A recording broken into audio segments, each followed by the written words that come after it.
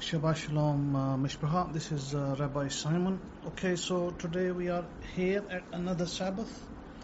And before I start on the lecture, which I'll be looking at John chapter 3 itself, I just want to talk about the current going-ons. As you know, well, last week, actually this week was pretty eventful. We had a major capital bombed by Israel. Not one, but actually two capitals. There was the missile attack in Doha, in Qatar, and then there was the attack in Yemen, Sana'a.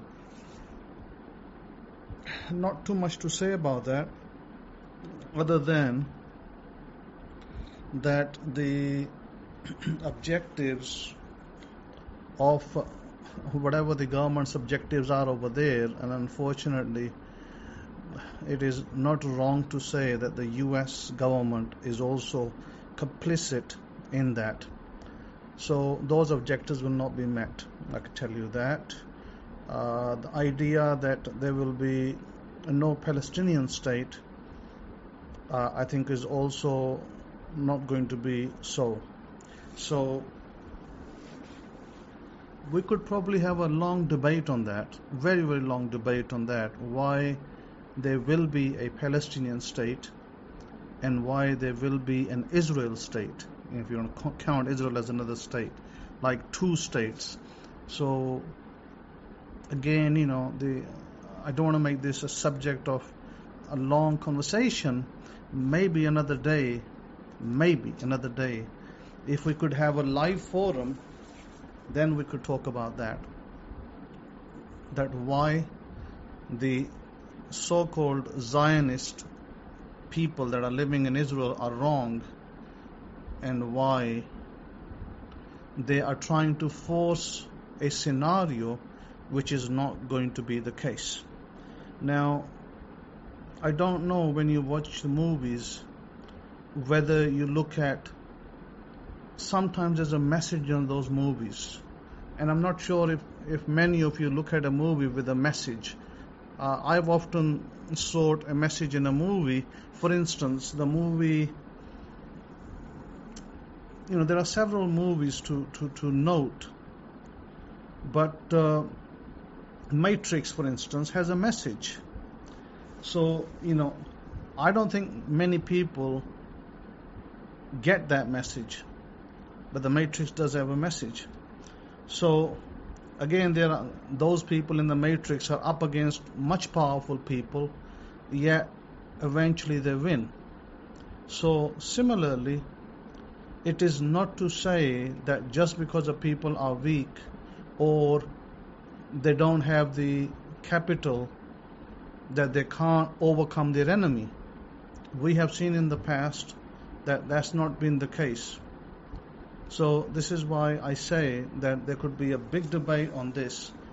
And, these so-called experts on the Bible, well, the day they sit with a real expert, then they will show them how they are wrong. That will be me. When the day they sit with a real expert, not their make-believe pastors and rabbis that they sit with, who many times misinterpret and misrepresent the scriptures they claim are saying when they're not saying. When they might be saying totally the opposite, totally something different. Again, it's really good, because had I not translated the Hidden Truths Hebraic Scrolls as I did in 2008, 7 and 8, and 9 and 10 and onwards, I would have been like the majority of the people out there with no information, and maybe just picking up a verse here and a verse there and trying to claim some kind of superiority on it. But that's not the case. After examining thousands of manuscripts, spending over nearly 20 years in the scriptures, after several examination of the texts, then I can give you a conclusion on what is being said and what's not being said, and where the verses have been inserted and where the verses have been removed, Well, my goodness, you don't need to go too far for that.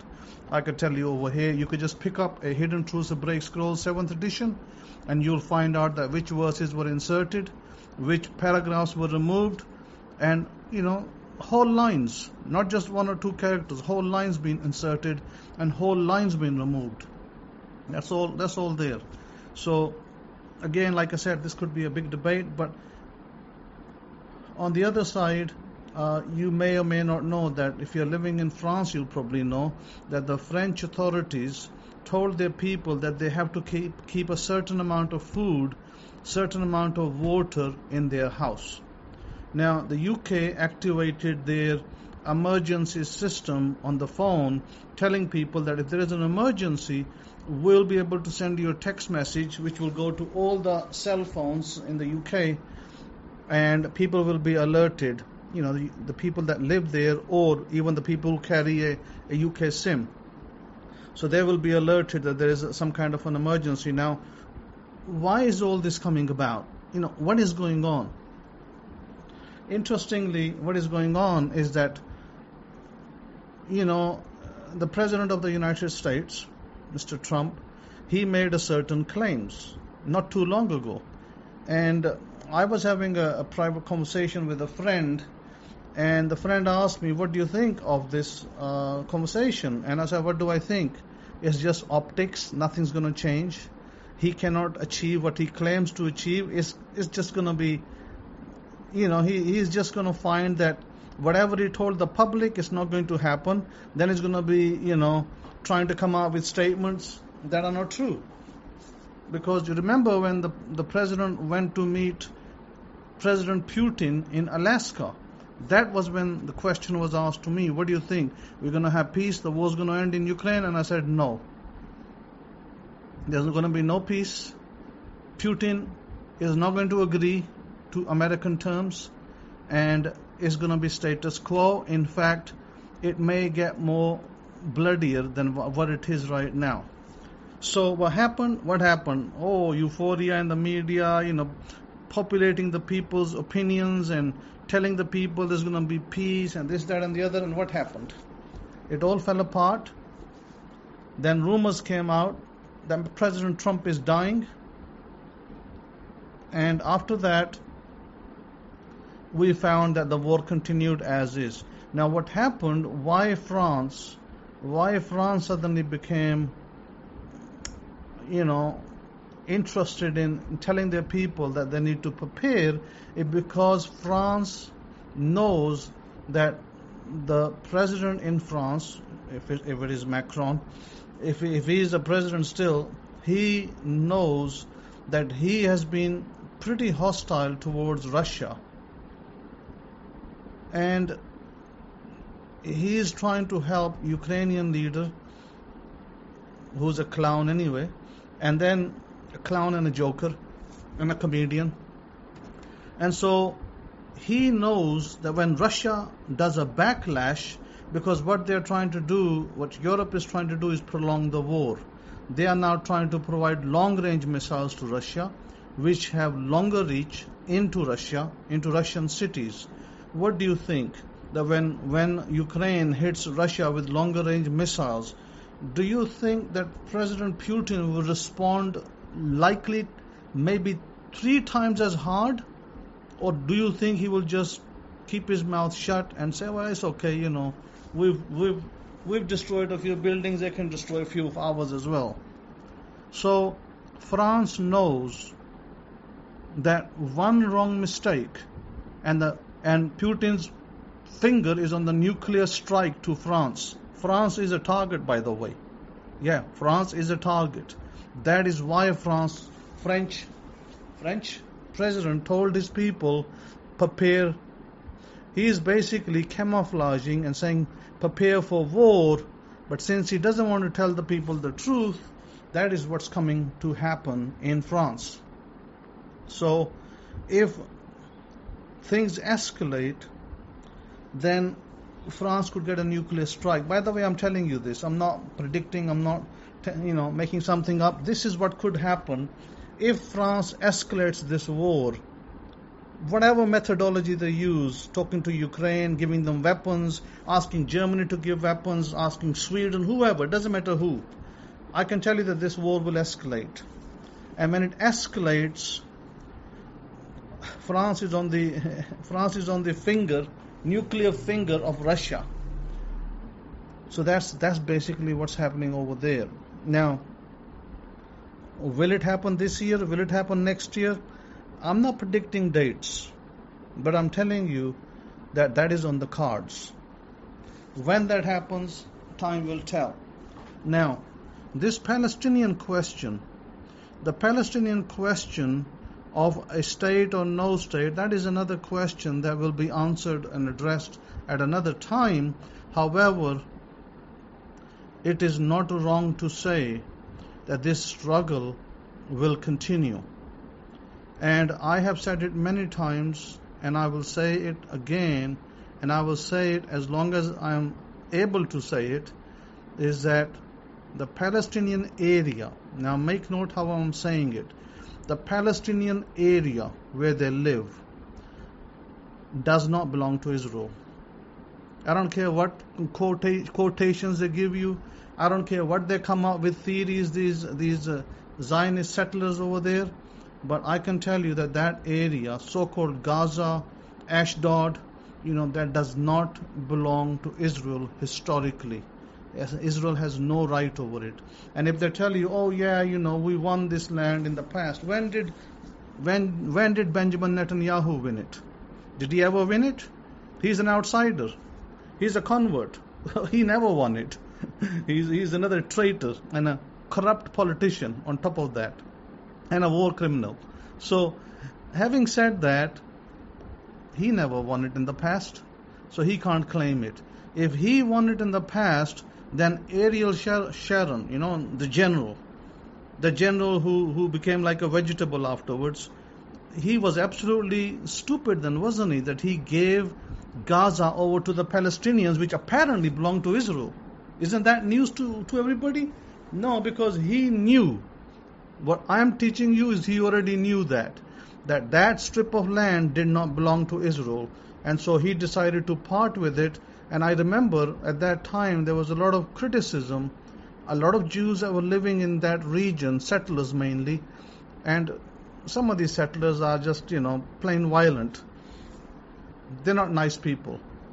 And so these settlers, so-called European settlers, because I don't even count them as Jews. They're not even Torah operating Jews. They are outsiders. They're just simply mindless, atheists, godless people who, try to use God. Listen to these atheist people, communist people, right? They'll say, oh, God give us this land, and yet they don't believe in God. So, we don't need to hear their stories or what they come up with. However, Ariel Sharon knew that he had to part with Gaza because then they took the settlers out. Now they're reversing and they're trying to take back Gaza, and they're demolishing buildings. They are, there was this week they struck a building over there near a camp, and they destroyed it with missiles. And at least this clown and war criminal Bibi, at least he's honest that he says that there will be no Palestinian state according to his opinion. Hey, who the hell are you to formulate this opinion?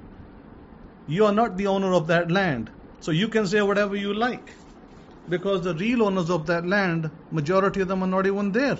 They're outside in the rest of the world. The 12 tribes, they never return to date. I haven't seen the 12 tribes. Have you seen them in Israel? I haven't seen them.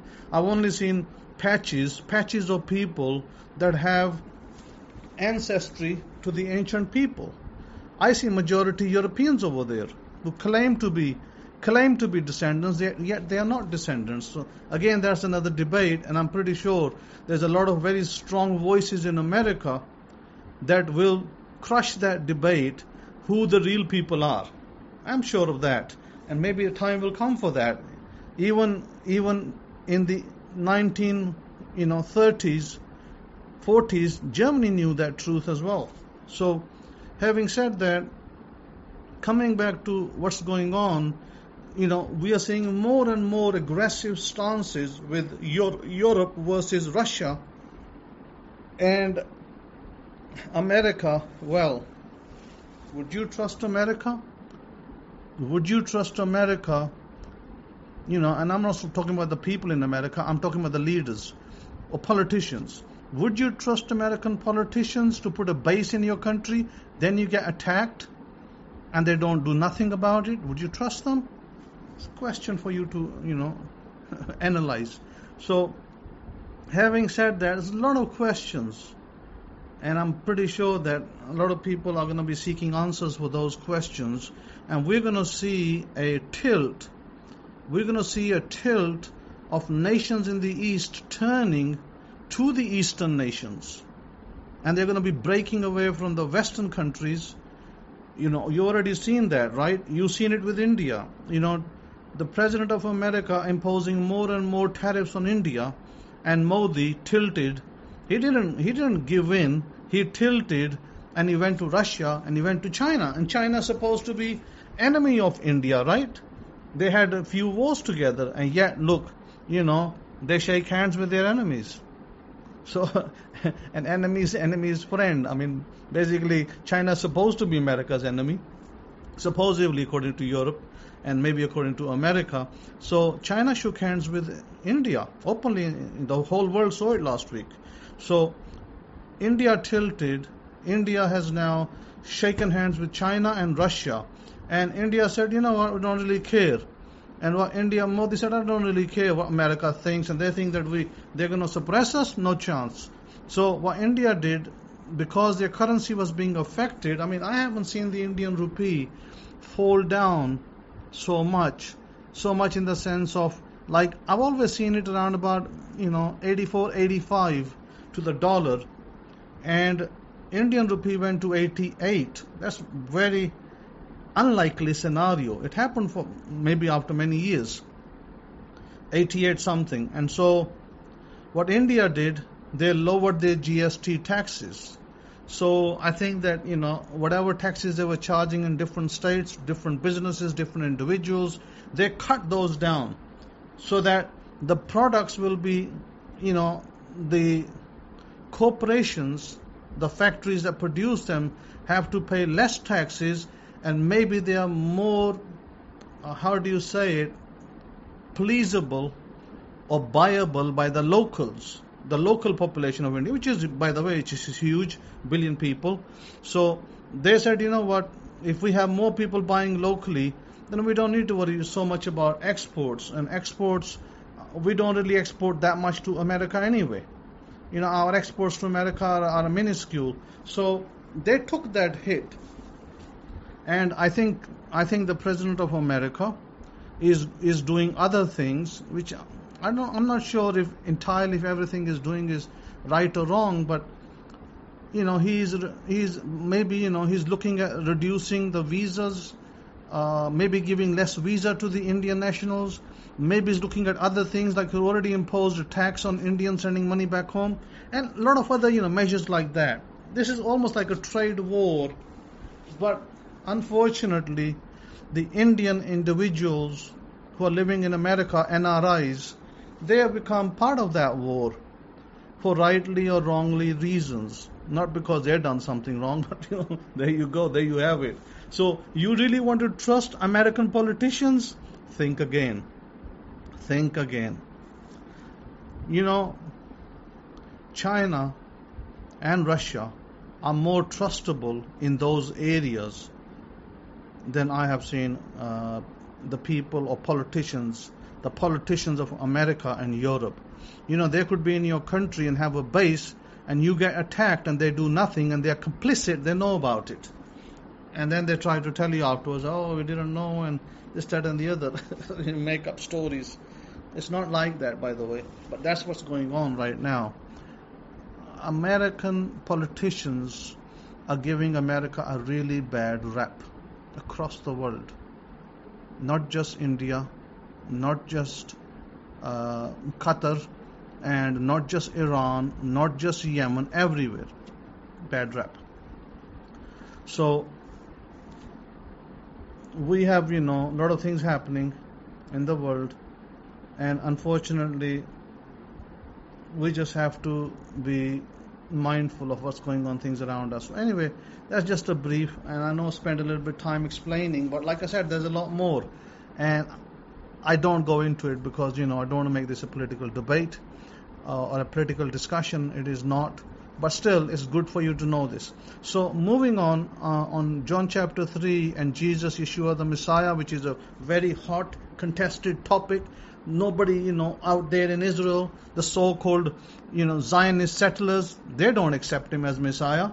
They hate him. And you think they love Christians? No, they love Christian money, but they hate Christians.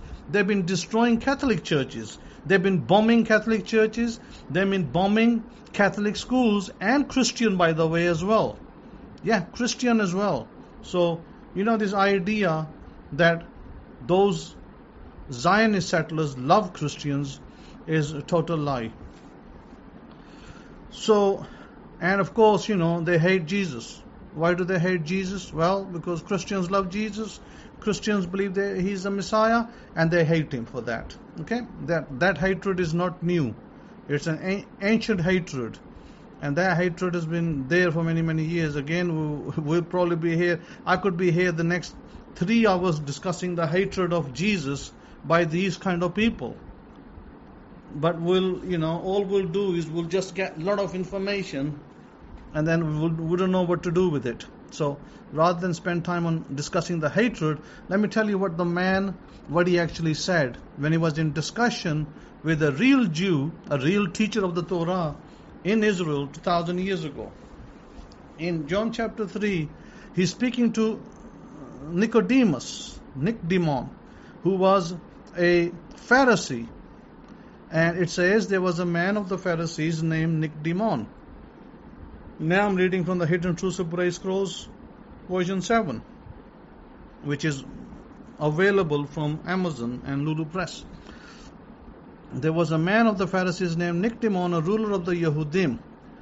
The same came to Yeshua by night and said to him, Rabbi, we know that you are a teacher come from Elohim, for no man can do these miracles that you do except Elohim be with him.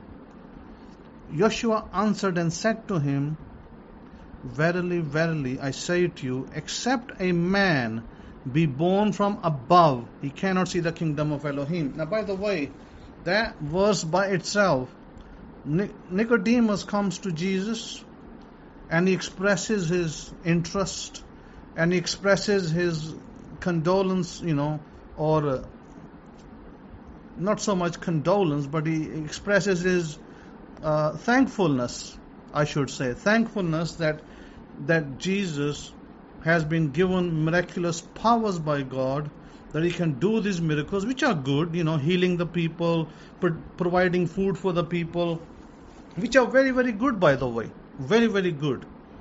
And he's happy to say that.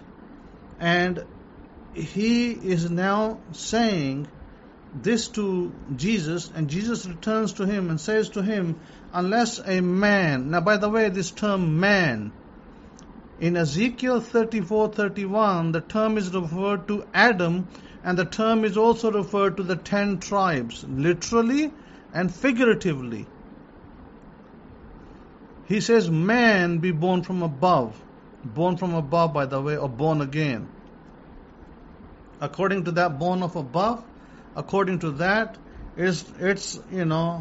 according to that, the heart circumcised by Yud He Wah He, as stated in the Torah, in the Brit Halev, mentioned in Deuteronomy chapter 10, verse 16, that the Torah, to obey the Torah is a sign of a sure circumcised heart. And if you don't have a circumcised heart, then of course you think you're going to obey the Torah? Probably not. Probably going to say it's done away with. If you have a rebellious heart, what will you say? Now you should go read what Isaiah chapter 2 tells you about a rebellious heart. And, if you're going to be, Jesus' analogy of these people was like they are like dogs, mentioned in Revelation 22:15. Everything is connected together. Everything is connected. So let me actually give you something over here which will help you a lot. Something practical, because we're not just talking about reading a little bit portion of the Bible and just, making it a nice Bible study. No, this is not just about a nice Bible study. This is about how do we use it practically. Nicodemus said to him, how can a man be born when he's old? Okay, we'll come back to that. We'll come back to Nicodemus, who's a wise teacher. And Jesus, let me tell you one of the miracles that Jesus did. One of the miracles that is mentioned that Jesus apparently did was that he produced bread, loaves of bread. Remember the loaves of bread? Jesus, fed many people. He produced bread as a miracle. With fish, of course, which was, of course, at the time it was a food eaten by the local people. And more than 5,000 people, he only used 5 loaves of bread and 2 fish. Okay? 5 loaves of bread and 2 fish were produced by Jesus to demonstrate what? What did he demonstrate? Feeding of the 5,000. So maybe we should look at that a little bit. Do you think we should look at that a little bit?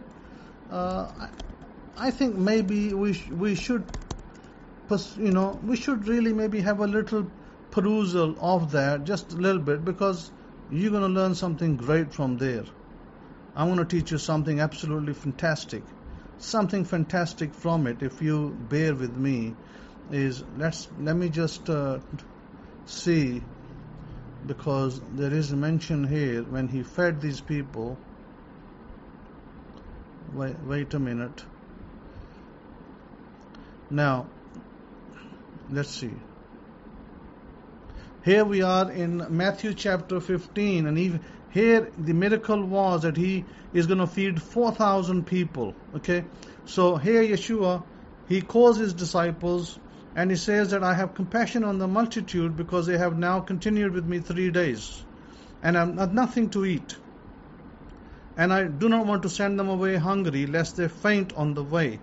Then he said to his disciples, where could we get enough bread in the wilderness to fill such a great multitude? 4,000 people, where are you going to find a lot of bread to feed them?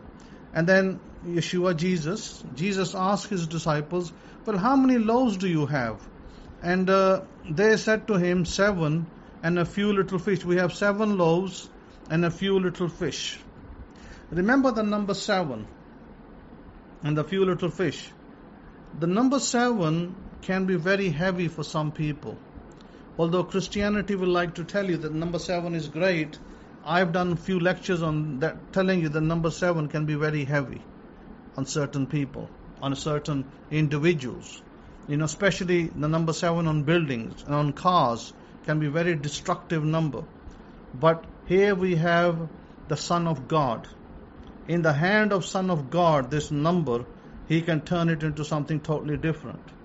So it says, he commanded the multitudes to sit down on the ground. And he took the 7 loaves and the fish and he gave thanks. Okay? How did he give thanks? Well, he read a little prayer openly.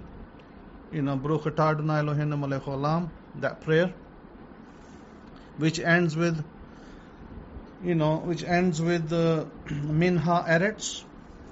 He took the 7 loaves and the fish and he gave thanks. He took the 7 loaves and the fish. We're not told how many pieces of fish there were. We're only told a little fish. We're not given a number here for the fish. And he says he gave thanks. And he says that he broke them and gave them to his disciples, and the disciples gave to the multitude. So they all ate and were filled, and they took up 7 large baskets full of the fragments that were left. Now those who ate were 4,000 men, beside women and children. So maybe there was more than 4,000 men that actually ate. So that was a remarkable miracle of Jesus feeding 4,000. But then Jesus also feeds 5,000, right? Let's see if we can go to the 5,000, and for that we have to go to Matthew. Let me see, Matthew 14. Let me open up 14. Let's see. Yeah, in Matthew 14, verse 13, when Yeshua heard it, he departed from there by boat to the deserted place by himself, where the multitudes heard it. They followed him on foot from the cities, and when Yeshua went out, he saw a great multitude, and he was moved with compassion for them and healed their sickness. When it was evening, his disciples came to him, saying, "There is a deserted place, and the hour is already late. Send these multitude away, that they may go into the villages and buy themselves food." Yeshua said to them, "They do not need to go away. You give them something to eat." And they said to him, "We have only 5 loaves." See, this time they have 5 loaves and 2 fish. Isn't it interesting that I gave you an analogy of the number 5, and I gave you an analogy of the number 7 not too long ago. And here's 2 fish, by the way. 5 loaves and 2 fish. He said, "Bring them here to me." Then he commanded the multitudes to sit down on the grass. He took the 5 loaves and the 2 fish, and looking up to the Shemaim, to the heavens, to the skies, of course, above, he blessed and broke and gave the loaves to the disciples, and the disciples gave it to the multitudes. So they all ate and were filled, and they took up 12 baskets full of the fragments that remained. Now those who had eaten were about 5,000 men, besides women and children. So again, although it says 5,000, there were actually more than 5,000 people there. Just at the time it says 4,000, but there was more than 4,000 people. Now listen to this carefully and bind it to yourselves, what I'm going to teach you right now. Again, I'll repeat it twice so that you understand what it is that I am teaching you. When you want to be blessed, when and if you want to be blessed, it's a big if.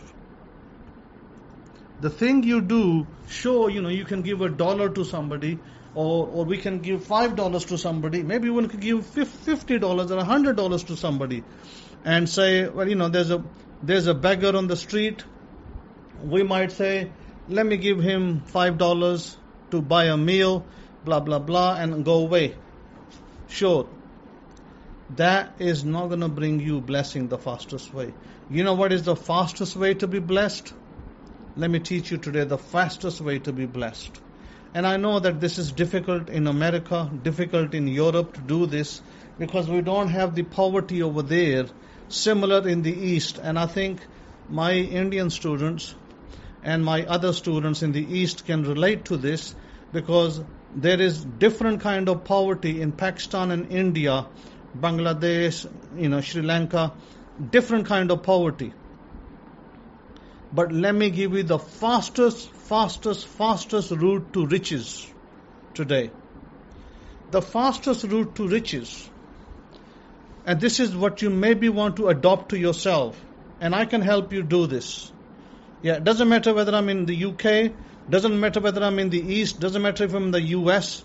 You just have to tell me, Rabbi Cohen, we got X amount of money, we have $100 or $150 or $200. Can you distribute this on our behalf? And I can do that for you, right in the East. And what you do is you distribute only flour, flour, only flour. And you only distribute it to the poor. So that is going to bring you the fastest wealth in your life. Note it down. I'm going to say it again. If you want to be rich, you don't need to sit there and chant, om for the rest of your life. And you don't need to chant anything. If you want to be rich, the fastest route is that make a commitment with God and say to God, I am going to give every month. I'm just saying as an idea, different people, different amounts. Depends how rich you want to be. You say, I'm going to give $100 every month towards just flour for the people. And you could tell me, and maybe some people can do more than that, maybe some people can do little less than that, but when you start doing that, and by golly, I assure you, all I've got to do is say the word. You know, my family in the East, they're not cheaters and they're not liars and they don't go around scamming people. My personal family, talk about my wife, if I tell my wife, go over there and do this, my wife will go over there and do it. If I say to my wife, yesterday, 2 days ago, Thursday, my wife was talking about this. And I said, yes, give flour. Talking about flour. And I said, yes, give flour. It's the fastest route to wealth. So we, between us, we said, yes, we need to make a habit, a commitment that every month we give a certain amount of flour to the needy people, poor and needy people. You can buy packets, okay? In the East, you can buy packets of, 5 kilogram or 10 kilogram flour, and you can buy maybe, 10 packets. If you afford 10, maybe 20, maybe 50, maybe 100. And I said to my wife, okay, I said maybe it's possible that, other people who want to do it with me, maybe my students might want to chip in and benefit themselves. So what we do is we get the flour, we buy the flour, and I say to my wife, go and get, 50 bags of flour. I'm just giving you an idea. Let's just say for argument's sake, I haven't got my calculator here, but let's just say for argument's sake that, let me just work that out, times 100. Let's see. Let's just say that 50, let's just say for argument's sake, again, exact figures I have to work out later because, prices vary. But let's say that you said that you want to give 20 bags of flour, for argument's sake, 20 bags. And so my wife says, okay, 20 bags of flour cost $100, okay, a month. So I say to my wife, go out there, get 20 bags of flour, and give it on the behalf of such and such. So how do we do that? Well, we do that. Let's say I have a student, his name is, I'm just going to give you a make-up name, his name is Peter, and I say, my student Peter has told me to go on his behalf and give 20 bags of flour on such and such a day at the end of the month. So my wife says, okay. My wife goes, buys those bags of flour because they're already packed and everything in the shop, in the stores. She gets them, she brings them home, and she gets, somebody to unload. And then she tells, somebody to come with me. We're going to distribute this flour to the needy and poor people. And she goes, and my goodness, people come and grab the flour in no time. That is the fastest way to wealth. By the way, I'm not making this up. This is actually true. And if you want to verify it, read Yeshua, Jesus' words again. He distributed flour in the form of bread. Of course, these people are going to take it home. They're going to cook with it. They're going to make bread with it. And they're going to feed their families. Okay, that's what they're going to do, aren't they? So, I don't like to say too much because there was an instance today where there was a family, not today, but last night, there was a family, I'm talking about Friday night, there was a family that, this family, the man was ill, the man of the house, he is ill, he is not able to go to work because he's dealing with a little illness, and there's no social security system in the East. So his son would go to work, his son comes back from school, he will go to work in a place where they're building a house. He would do some manual labor after school for, 5, 6 hours, 7 hours, whatever. Let's just say 6 hours. He would pick up bricks and take them upstairs and drop them there. Just labor, hard labor. Young lad. Young lad is only 15, 16 years of age. He's only about 15 of age. He will pick up the bricks, take them upstairs, drop them, and then they will pay him some money. At the end of that shift, they would give him some money, and let's just say, how much would they give him? Let me see. Not a lot of money, but let's just say they give him enough to buy one day's food. So that family, right, they were telling me that the little lad, right, he went out to get work. The father is ill. He's not permanently ill, he's temporarily ill. Poor guy has a fissure, and so he can't really, sit down properly, and he's having pain. And so anyway, I'm kind of dealing with him and giving him some advice on how to heal it. So the son, right, goes to find work one day, like on Friday, and he can't find it, and they had no labor that day. So he came back home, no labor. Now they don't have food for today. So I was speaking to the family, and I said, okay, don't worry. He didn't have labor today, but I said, can I give you the money today so you can go buy your flour? They need to buy some flour, some potatoes, some spices, and some oil and whatnot, and then make their bread and make their other bits, and then they could eat. And first they said to me, no, we don't want to impose on you. We've had this issue before as well, where sometimes he goes and he can't find labor, and so we just have to go without food that day. And I said, no. I said, no, I want to help, so please, take it from me today, so you can have food on the table. I said, I've got food on my table. I want you to have food on the table as well. So then they took the money, and I helped them to purchase the flour, the other bits, and they were able to eat. Now, I'm not saying that, and they were very thankful for that. And they thanked me for that, and I said, no problem. Consider this a provision from God. So the thing is, we only support one family here, but this was an additional family, but it's actually connected to the same family. It is connected to the same family. So what I'm saying is that you make a commitment to give a certain amount of money every month, and you tell me and you say, Kohen, we want to give $50, if it's just $50 or $100, and I want you, and that's not tithe to me, by the way. That's not tithe to me. I'm not saying that money belongs to me. That money you're giving me with instructions that Kohen, I want you to use this money, this $50 or whatever amount you're giving, and please just buy the flour on my behalf. This is my name and this is my father's name. I want to know your name and your father's name. Those are the only two items I need to have. So Peter, son of, James, for argument's sake.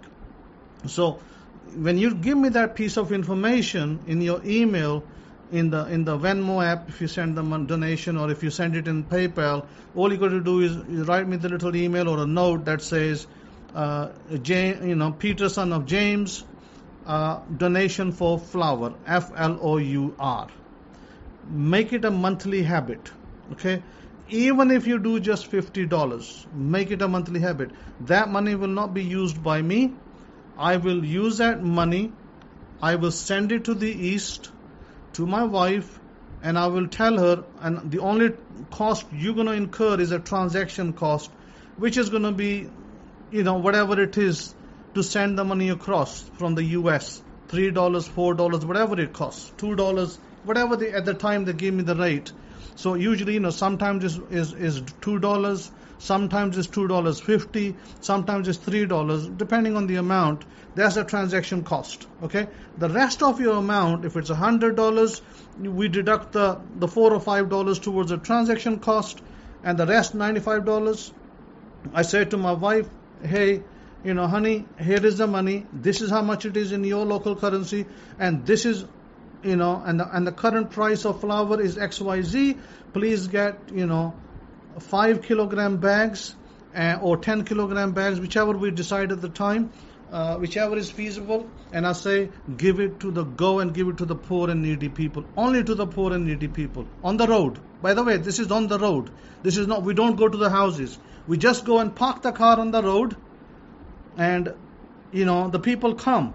And we say, this is, we distribute it to the poor people, and the people take it. It takes maybe maximum 5 minutes, 10 minutes for people to come collect the flour and they go. It's so fast it goes. You have to spend time buying it, bringing it and putting it in your car and taking it outside, and yet it goes very quickly.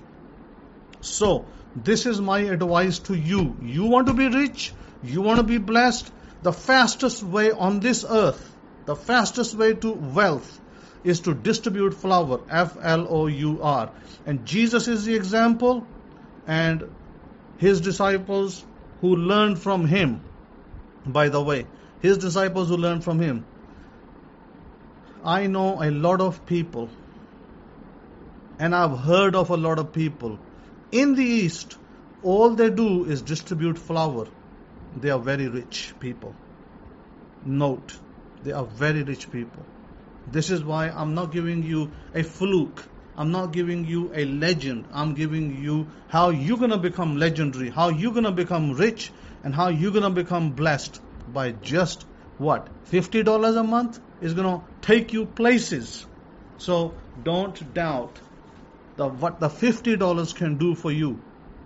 Don't doubt it, because it can do a lot for you. So my advice is to do that if you're able to, because this is your fastest way to becoming rich and becoming wealthy. Like I said, you make your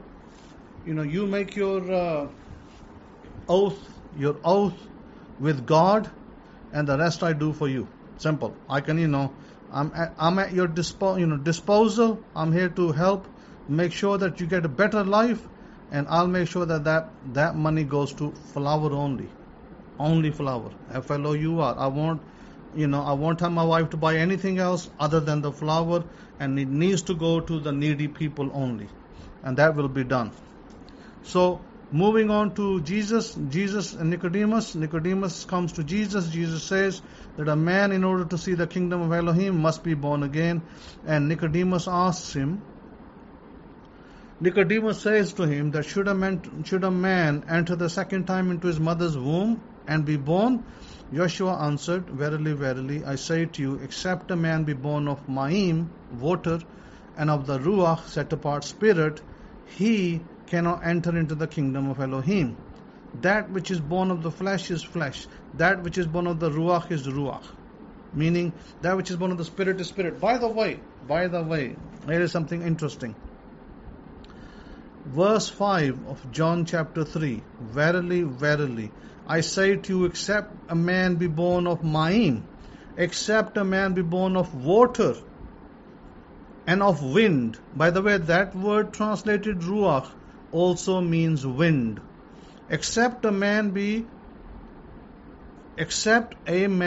born of water and wind, he cannot enter the kingdom of Elohim. How about we call it air for a second? Except a man be born of water and air, he cannot enter the kingdom of Elohim. Now let's take the kingdom of Elohim. The kingdom of Elohim is within you. It's within yourselves. It's not out there. It's not in the sky somewhere, and it's not in the below the sea. The kingdom of heaven is within you. The access to God the Father, or the access to the Father, is within you. It's the connection inside you, and that connection is made by your subconscious. Okay? That's who makes the connection to the higher power, to what we call God, Elohim. So, how do you make that connection? Water and wind, or water and air. Here is the secret. Here is a secret for you. When you drink your water every day, or you have water in your bottle, when you pick up your water bottle in the morning, or whenever, once a day, you speak your truth. You speak your truth into the water. I am great. I am blessed. I am mightily blessed. I am abundant. I am wonderful. I am happy. I have high confidence. I am a millionaire. So what you do is you speak these every morning into your water. Once you speak it into your water, you can drink some, and the rest you can drink later. Do that every day, religiously. Now, let me give you another little secret that maybe many people won't either know or won't be told. The water that you drink out of your taps in the Western world, majority of that water is circulated after being cleaned up with chemicals. You know, that water goes through your toilet, through your sink, through your kitchen, and it goes into these big pools. And what they do, these big pools, they put chemicals in there, and then they clean it up, and then they send it back to your taps. And you get it out again in some fashion. By the way, that is dead water. Let me repeat, that is dead water. It is stripped of any composition of goodness in it. It's not like it's coming from a stream. It's not like it came from the rocks and the mountains and it's got, minerals in it. There's nothing in there. It's dead water. Okay? When you drink dead water, what does that do to you? It keeps you docile. That's what the governments want you to be, docile. Only obey them and do nothing else. Just listen to them, be a slave to them. Okay? This is unfortunately the truth that, I have to tell you. How do we make that living water? Because Jesus always spoke about living water. How do I make my water living water? Well, easy. We make a structured water. How do we do that? We take the water from the faucet, from the tap. We put it into our bottle, blue bottle. It has to be a blue bottle, by the way. And after we put it into our blue bottle, that's water that you're going to drink. You put it in the sun for 1 hour, in the light for 1 hour, whatever sun you have. In the UK, there's hardly any sun, but still you can put it in the light. Put it in the light. In the US, we've got plenty of sun. You can put it in the light for 1 hour. The water becomes living water. Now, you speak into that water and you drink it. That water now will regenerate you. It will regenerate your cells. It will make you new, only if you follow the principle. If you don't, if you want to be docile, you want to remain where you are in life and not get anywhere, sure, continue to drink the same water from the tap. Don't do nothing to it. Just continue to drink it. You will remain there. So, that is how you treat water. You must have living water. And living water becomes living when you speak into it. When you put it in the sun, it becomes living water. There are other methods as well. There are other methods to make it structured or living water. But again, I don't want to give you complicated methods. I'm giving you simple method. Simple and budget friendly. Simple, budget friendly method in which you can make your structured water living water. And now you're drinking powerful water in which you've spoken into it. Bless that water before you drink it. I bless you in the name of God. Then drink it. Then you'll see the power. Then you'll see how you regenerate yourself. You'll regenerate yourself. So with that, I think that I would probably pick up this passage of born again next week as well. So I'm not going to, go on here because I think I've given you enough information to put you back behind power so that you are a powerful person. You become a powerful person. Listen to the instructions and maybe go back into the lecture and re-listen to them so that you can become a powerful, powerful being. And remember what I told you about being blessed, and remember what I said about the flower and how the fastest way to riches is not to chant Om Shanti Om, but instead is what I gave you, flower. Tried and tested. Tried and tested, my friends. So with that, I love you and I want to leave you. Have a wonderful Sabbath. Until next time, Shabbat Shalom to you.